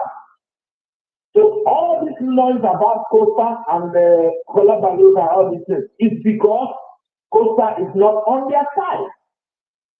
If Costa is on their side supporting Kume, he's the best. Because it is just at the beginning, these people are the same people who are with Costa. The sponsor, they follow him during that first rally or something like that until Costa shared the coup that they plotted against JNB to overthrow him and make Kume the standard bearer. Which if Kume could have become the standard bearer of CPP today, Georgia would beat him first half. Which is the first round. It's not possible. So, like what they say, all the noise, all the roller balloons started from the ANC. You can see them today. Once they say you are back, even President Weah, as bad as it is today, once he joins Kume camp, they will forgive him. Thank you. Thank you. President Weah joins Kume camp, he will be forgiven. Thank you. So, my brother, let's see. Their candidate is on the ballot. Costa is there. So let's see who is politically relevant. Whether their candidate can beat Costa. Thank you. Thank you, my dear brother. That's the only thing I have to say. So thank you. And that is true with the ANC. If Costa were on their side, they will not say all the things they say now. We were here when the ANC folks were going after Musa. And some ANC people have accused people of war crimes and all that, but now they are saying, well, they have not been indicted yet. We'll bring a war crime code to go and answer questions. But you were not saying that before. If Costa jumps on their side, of course, he will be their favorite guy. They supported this guy before with all the things that he's been involved with. Let's take our final caller here. Caller, phone number ending in 6222. Quickly, you have a minute.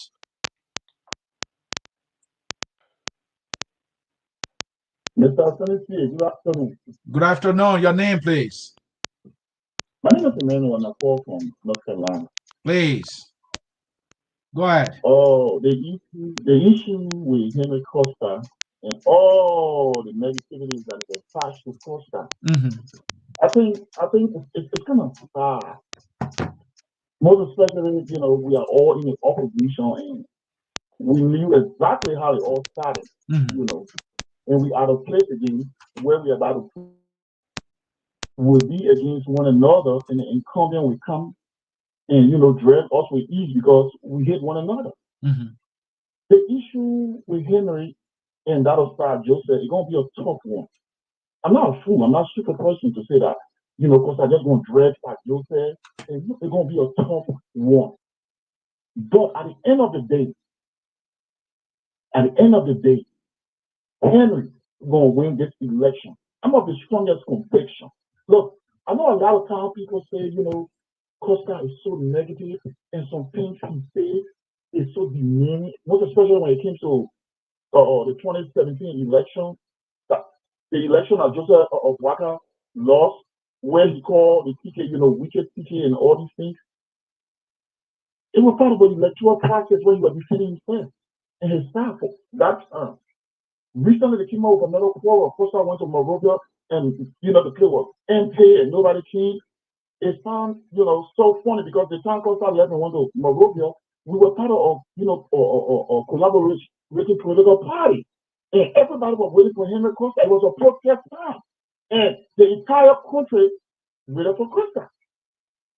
So that proves that this young man, I don't care what you say, how you turn on the beat, this young man has his own people that follow him.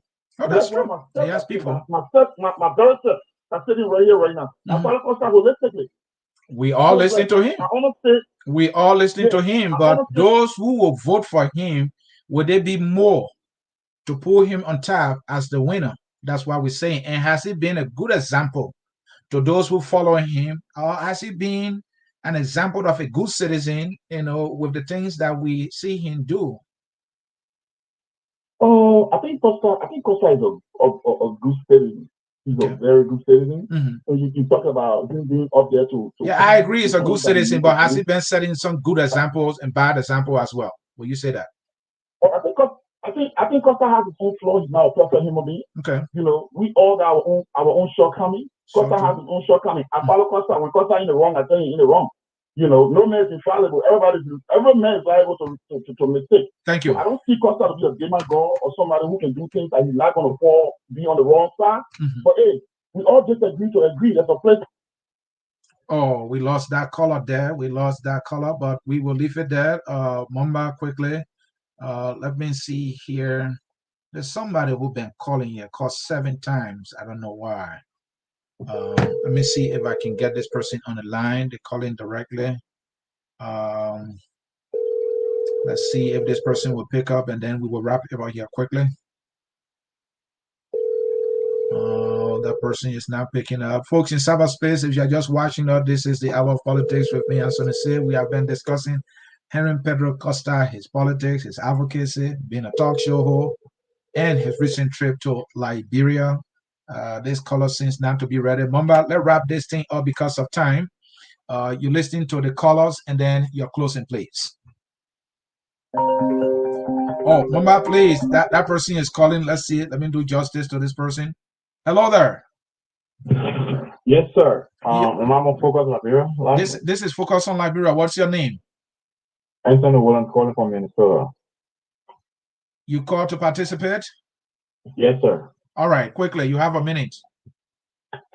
I just wanted to add my one or two to the conversation regarding Costa's senatorial ambition. And there's a famous saying in Liberia says, the past experience will determine your future performance. So says Mr. Cummings. And if you're, just on the mere pedestal, just to evaluate Costa's past performance, to determine if he's even qualified at any measure to be anything in Liberia. If anyone has the right conscience, they can even say that. You don't have to even go to the ballot box. Just evaluate the people close to your cycle. If you as an individual, if you qualify to vote in Liberia, or you have influence over other people who are also qualified or eligible to vote, if you see any qualities or any characteristics in Costa that you yourself can exhibit, or you want a child to exhibit, then it's fine. You can propagate the agenda. You can influence the people that you have control over going for such a character. Because the truth of the matter is that we understand Liberia, we're a strong country. There are things that we see unfold in our society. You barely find it in any of our neighboring countries, Sierra Leone, Ghana, Nigeria. You don't see characters like Costa in any mainstream politics or any serious conversation. Not even to mention the likes of people like Dillon. What serious country will vote people like Dillon to a senatorial race? So that's why I gave Costa the courage to do what he's doing, because over the period of time, we continue to, get serious responsibility. Are you saying Costa should not be taken serious? And if you were to vote, you would not vote for him because he does not represent anything that is good for our country? That's Costa himself says that he's not serious. If you listen to Costa this morning, I listened to a repeat program on OKIS FM. Clarence asking simple questions. Costa, why do you think that this is the appropriate time to venture into the political space, especially you want to be a city senator of Montserrat County, a county that is regarded as the most politically tense, politically influential, provinces in the capital. If anyone becomes senator of Montserrat, it's obvious that you can become president of the country. Just as an example. This is what Costa responded. Costa said, well, I feel I'm educated. I went to school for government and I graduated and I feel educated. In a serious minded person speak like that, you go to school, you go tell general service, so it qualify you automatically to be senator for a county. You haven't worked before. You have no experience whatsoever. Even we live in the United States of America. Every morning you wake up, you see whether you like it or not, you have responsibility, especially when you have children. Single people are responsible in the country, imagine someone with a child. He's been in the country for 5 years consecutively, sits on the internet, does nothing. I've never even displayed a single, not even a business, not even a work experience when he goes to the gym and posts it on Facebook. Over the last 5 years, why are these brothers demonstrating the thing is, Costa has been a talk show host. He's been an advocate. He's been in the media. That is work. That is advocacy. Most lawmakers, if you are not a professional in any specific discipline, you can be an advocate on the issues that affect the nation or people. And he has been that. So to say that nothing qualifies him for any elected position, I think you might not be fair here. Okay, but Ansony, to answer that question, all right, most of the previous callers already said something, even though of course I have to acknowledge you because we've ended the year, we are in a brand new year. Your platform is one of the most reputable platforms, and there's a reason why people, it's not just all a cohesive or just because people call and they just want to fly off code. No, there's certain level of attributes that you get exhibited over the period that people, in the fair judgment, they can assess and say, oh yes, you meet certain criteria. Being a talk show host is one thing. Being an advocate, as being as you say, is another thing, because the fact of the matter is that it's a double standard for an advocate to be a politician. And that is because that's why I would say we are in a society where, not many persons are educated, and the few people who, not everybody wants to go to the social media, to present themselves and talk to, but a lot of people are brilliant. Some people, like, you go to school, you have some classmates who are very good at writing, they are not very good at speaking. Some of your classmates very good at speaking, not good at writing. Some people good at both. Some people just like to stay from the side. And that's why over the period of time we've seen, that's why being displayed in Nigeria. Many people are educated, very smart, intelligent, they learn, they experience, but they just don't like to be in the mainstream. That doesn't mean people who are in the mainstream are better than them. No. And the thing is, if you look at the word advocates, they look around, even from history back when the Martin Luther King, whosoever we know are famous for the kind of activity, they're not into mainstream politics. You can't be an advocate and pick a side. Thank you. Costa is a politician. Costa has participated in the mainstream politics. Costa has been a registered politician. He ran for office. Yes, he was not successful. As long as you transcend to a certain level in your advocacy, you're no longer an advocate. You are a politician because you have a political party. Obviously, if an advocate cannot play dual standards, and that is where people confuse Costa. Costa is not an advocate. He is a politician because he has a party, he has a star, and he has an agenda. So that is fair. Consider such a person as a politician. But thank you. Nice having me on. Thank you. I just want to caution everybody out there. I mean, even if you would say you will take it out, many other brilliant people, we have had people like thank you. Pastor Kimmy Weeks. He participated in the project in that process before. Costa himself don't want to be. He's just because he's COVID and he's using the opportunity to infiltrate the system. Thank you. That's it. But nobody should take the brother serious. If you want to take a leader serious, look at people. Let me conclude. Please, I beg you, it took me a while.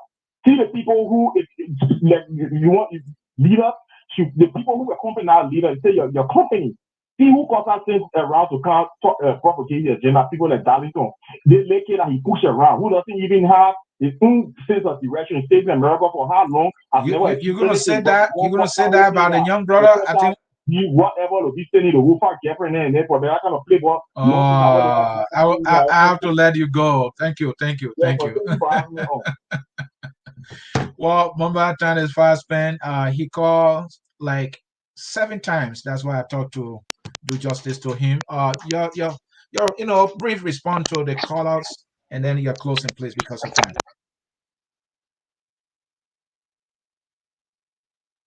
You are muted, Mamba. Okay. All right. Yeah. Okay. So first of all, the fundamental things we need to do to change Liberia will include being honest and truthful with ourselves first and with our people. So the young man we're talking about today, when you talk about his stance for not supporting Mr. Cummings and some of the reasons he lists, he always tell you Mr. Cummings got 7% in 2017 as part of those reasons.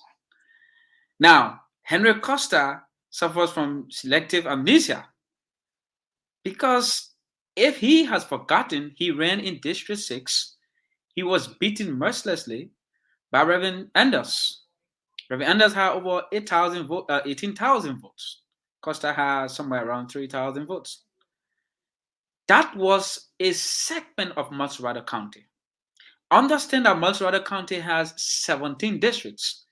So in one of those districts, Costa runs for the House of Representatives. He gets beaten mercilessly, and a lot of Liberians come way ahead of him. How can such a man automatically claim, and using his reasoning, that he can win Multirado County? You can see the diminishing effect he's having and how people are getting to understand who Costa truly is. Ansony, it goes without saying that our democracy is a popular one that thrives on popular intelligence. That's not something you can play on. When we went to elections in 2020, people voted for a lot of guys in the opposition because we were cohesive and we were working and pushing one ideology.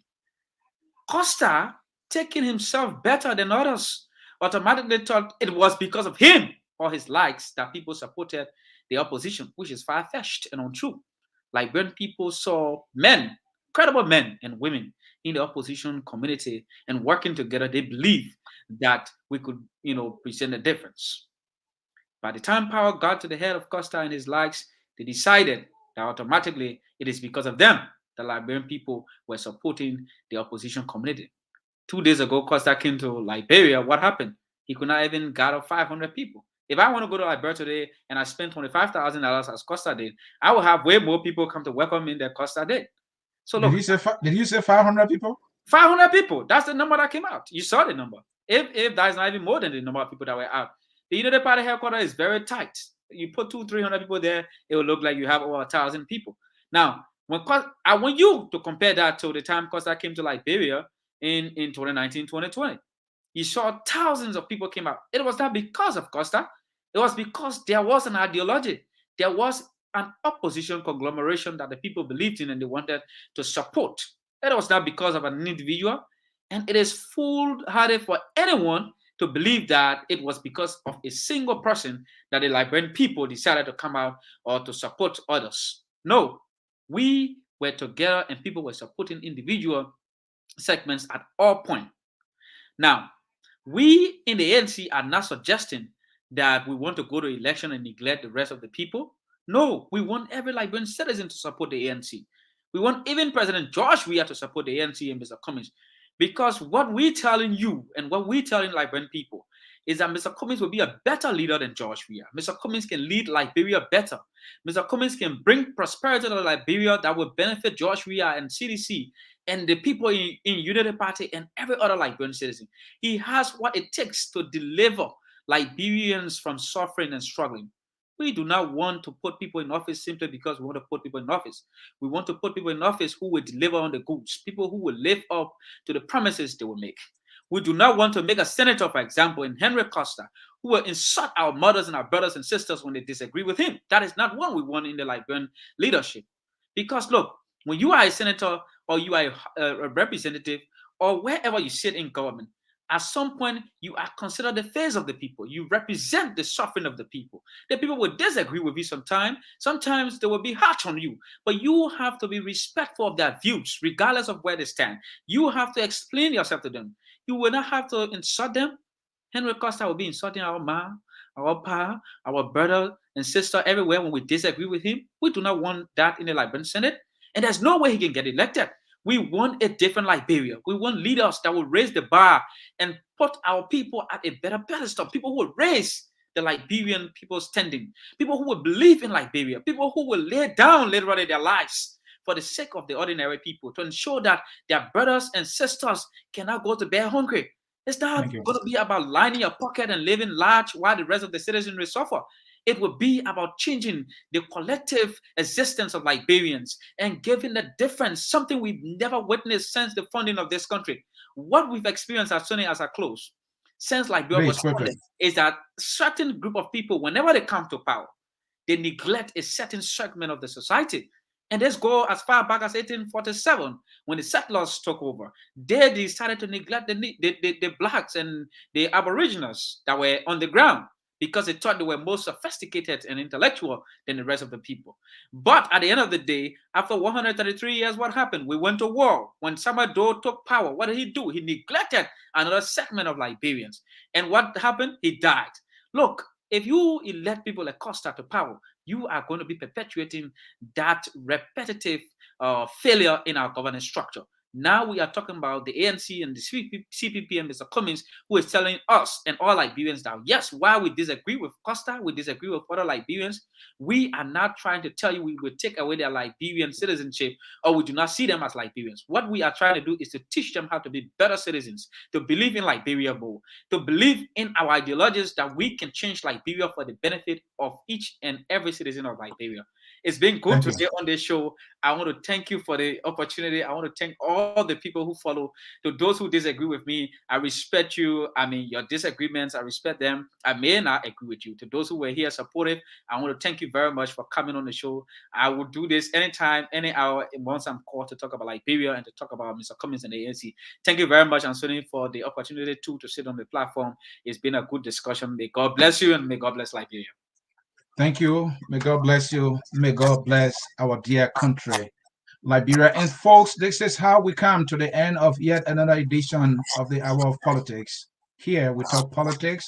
We hold the politician accountable. We do our best to keep them honest. Honesty is a good thing. It moves the country forward. It brings the best out of all of us. And when we do that, we give our nation nothing but the best that it deserves, especially its young people who need all of us who are adults. That is why we must set good examples. But I said this much, whatever you think of Henry Pedro Costa, whichever way he got his popularity, he earned his name. We can all disagree with the how he did it, but he has the influence now. Now it's also left with him how he uses it going forward. If he continues on this path with more negatives, he's doing it at his own peril. He has been on record for saying popularity is a perishable good. I don't know if he hears himself when he says that. And that's when he's talking about Joshua. It applies to all of us, me included. That is why we must tread cautiously when it comes to the thing called politics. There's a politician from Grand Crew called Blamo Nelson. He said politics is slippery. I believe it. It is so slippery. You can have it today, it can leave you tomorrow. Jones Dopo is also eloquent on the issue. He said, it's like a crukino e cueto capsa. All right, capsa. And that was when he was talking about power. Politics is all about power. And power is a good thing. But when you get absolute power and you don't know how to use it, it corrupts you. It corrupts the society. The society suffers. And that is why we are all about talking politics responsibly, honestly, and the way it should be to uplift the discourse of this country called Liberia. My name is Ansony Sieh. I will leave with my plenty talking. I'll go push my cartoon. Thank you, all of you, for watching. The song says we are all Liberians, and it takes us home until we see you again. Bye-bye. We are Liberians.